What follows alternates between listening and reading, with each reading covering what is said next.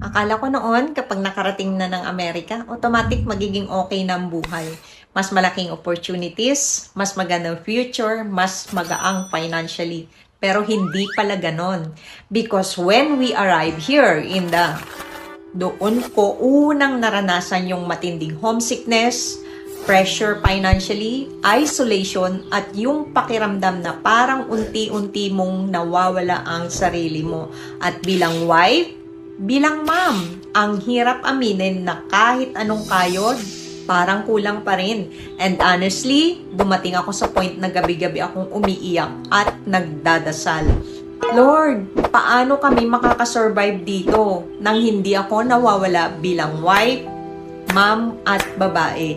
Akala ko kailangan kong mamili between family or income, presence sa mga anak, or trabaho buong araw. Pero hindi ko alam. Yung sagot pala sa prayer na yon, magsisimula lang sa simpleng Facebook post habang naglalaba ako.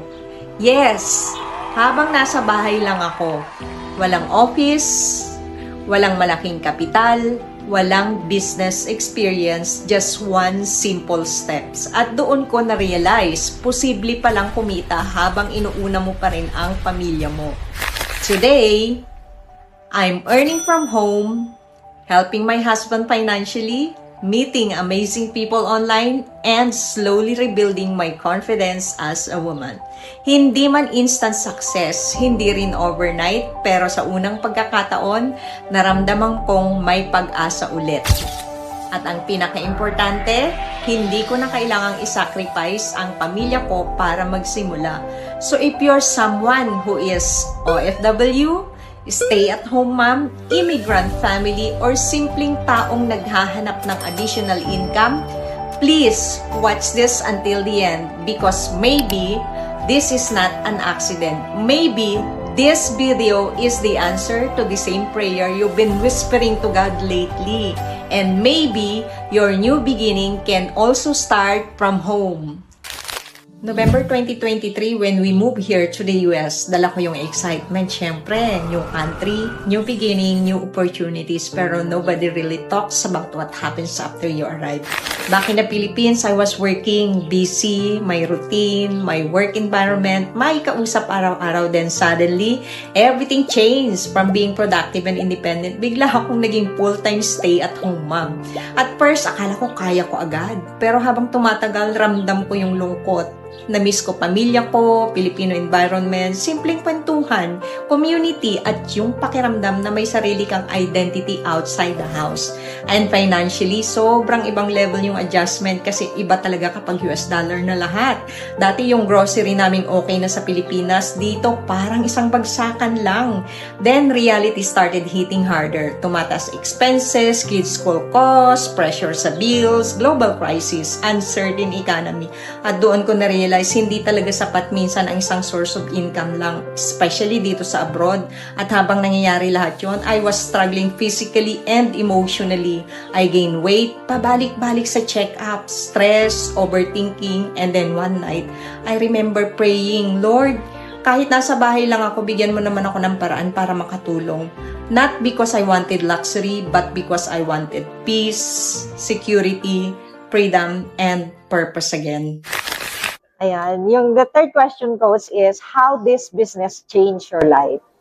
So, hindi lang sa income, yung pagbabago.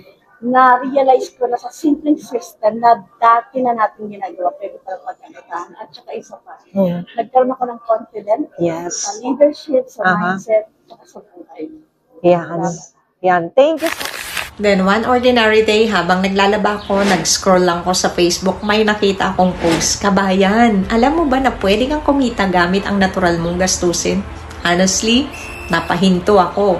Because wala raw malaking kapital, no traditional selling, work from home, may Filipino community, and ordinary household products lang. Pero skeptical ako kasi syempre ang dami na nating nakikita online ngayon.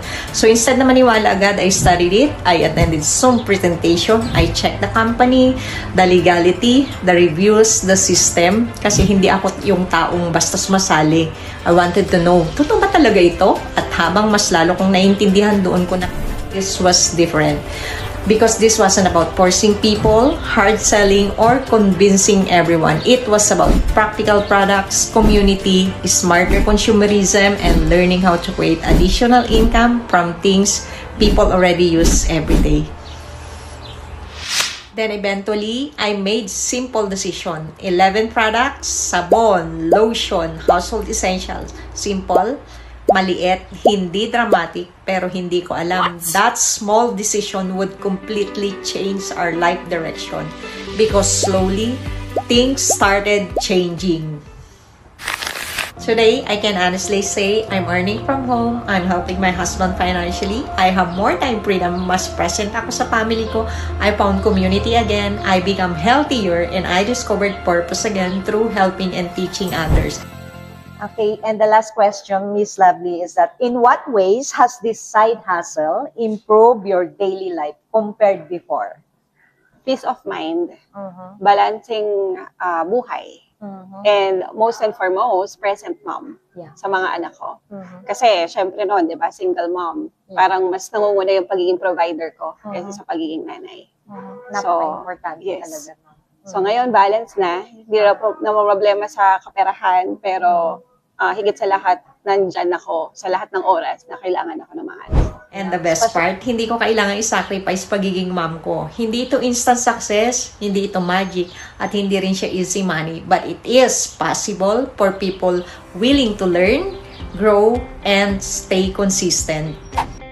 Now, maybe you're thinking, paano kung wala akong experience? Ako rin. Paano kung introvert ako? Ako rin. Paano kung busy ako? Mom din ako. Paano kung nag-try na ako dati at hindi nag-work? I understand that too. That's why I appreciated na my mentorship, training, Filipino community, step-by-step support. Hindi mo kailangan maging expert agad. You just need to be willing to learn. So kung ikaw ay stay-at-home mom, OFW, immigrant family, employee looking for extra income, or someone praying for another opportunity, maybe this video is not an accident. Maybe this is your sign to finally explore something different. And no, you don't have to decide today, just learn first. That's exactly what I did. So if you want to see how the system works, how people are earning from home, and how this started from ordinary household products, send me a message or comment info, and I'll personally send you the details, because sometimes the answer to your prayer starts with one simple decision.